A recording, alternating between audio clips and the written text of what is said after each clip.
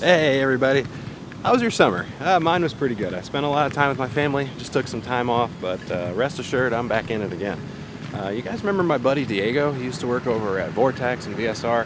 He was in the videos a long time ago. Well, he's got something really cool and he wants me to help him set it up. Check this out.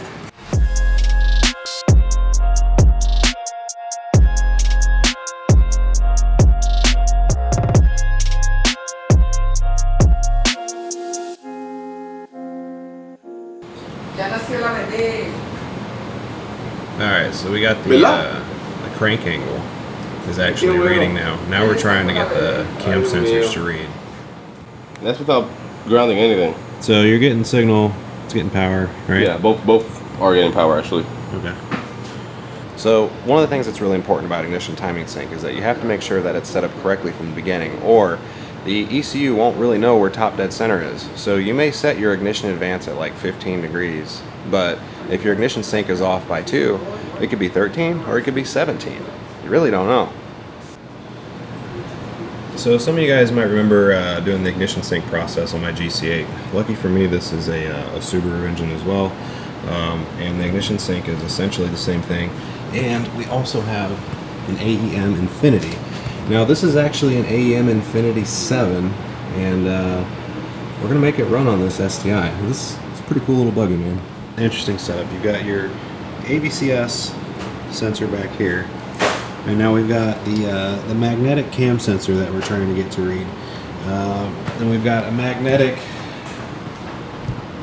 crank setup here with a custom crank pulley that's got those teeth on there that triggers it. Now where it's at, we're getting the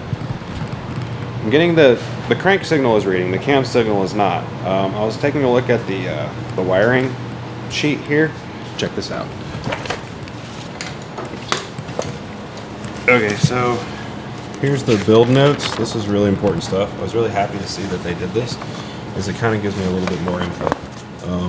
This one right here, cam signal C122. When I looked it up on the computer, C122 is a Hall effect input. I talked to Diego. He said AEM mentioned something about VR1 channels. I'm not very familiar with that, but the VR1 channel, according to the input, the pinout on the ECU is not being used. So that's C146 and 147. It's VR1 plus and minus. Should be able to hook it up and possibly use that channel somehow. But so that's where I'm starting to encroach onto his territory. See, I'm just doing the tuning stuff. This is his, and this is where I stop. What I'm estimating and kind of what I've been thinking about is the way that this is set up. I'd like to do some streak tuning with it if he wants to, but ultimately I think it's going to have to be on the dyno, because it's probably going to break loose or the front end is going to lift up. So I don't know. We'll see what happens, but that's where we're at. So we'll let Diego do his wiring work and we'll catch up then. Oh, here we go. We got a new Supra. Check this out. I'm over here at Diego's again. We're on day 2. And another tuner stopped in. He's Stu. There he is. What's up, brother? Howdy. What's going on, man? How you doing, man? Nice to meet you. Nice to meet you. So what do you think about the Supra?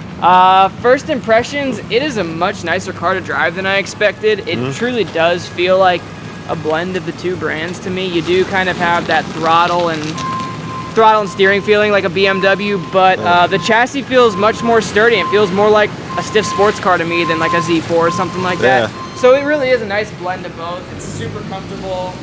Out of the box, it's quick enough that it's a blast to drive.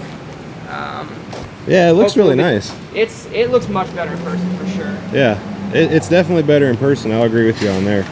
One of the things that I was kind of thinking was it'd be more like an FRS or a BRZ, but looking at it, they compare the inside like volume to that, but it feels so much roomier on the inside, even though you don't have a back seat. Yeah. You don't feel like cramped. You don't feel like the door is like closing in on you or anything like that. Yeah.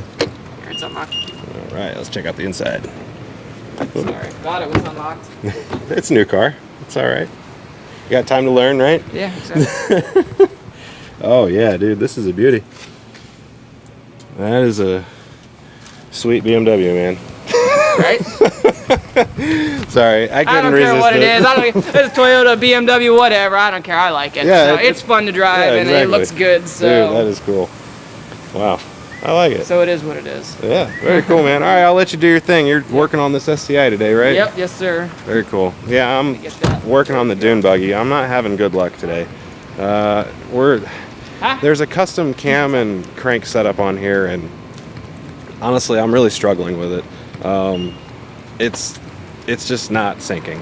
I don't know. I'm trying my best, but it's not working out. But yeah, so Stu tried it too, and same results. Yep, pretty much. We're just having trouble getting the cam and crank signals to sync so it can fire over essentially. Yeah, so. that's where it's stuck to, and I started over and I'm going through it, and it's giving me trouble too.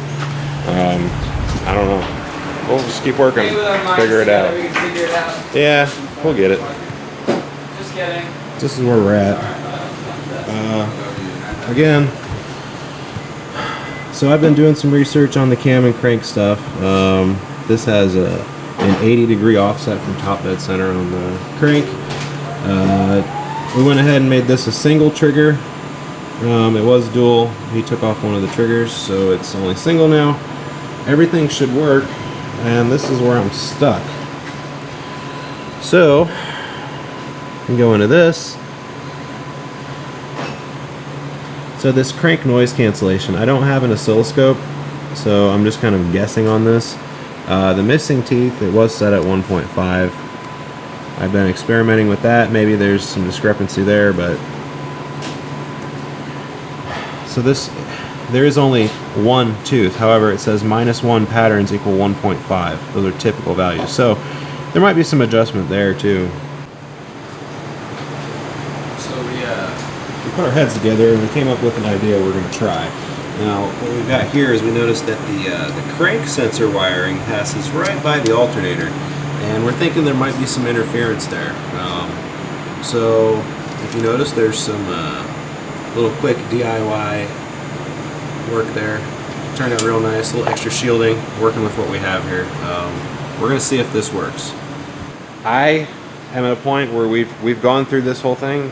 I truly believe that the problem is in the Infinity. It's not in the wiring, it's not in the setup, and that the ECU needs to go back to AEM.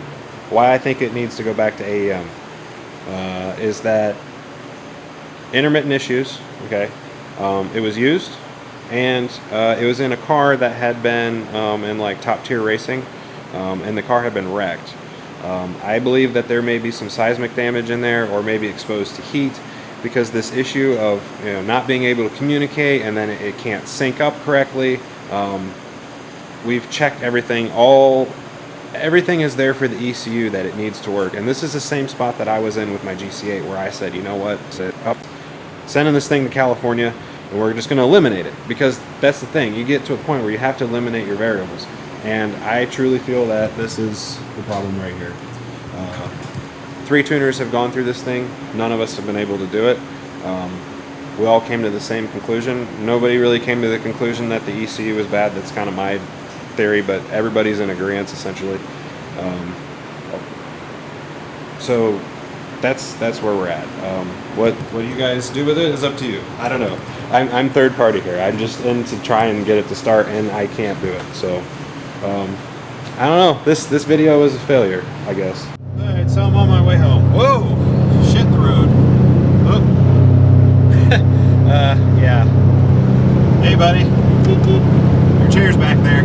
Right now, I'm actually driving in my coupe, which you guys haven't seen very much of. This is my coupe. This is the one that I bought. I did some mods to it. It is actually running my tune right now. I've got the Project Lambda software and tuning cable on there. It's been good, man. It does need a new clutch though. The clutch slips started making enough torque. It jumped from 116 up to 148 foot-pounds at the wheel, and that's where it started to slip.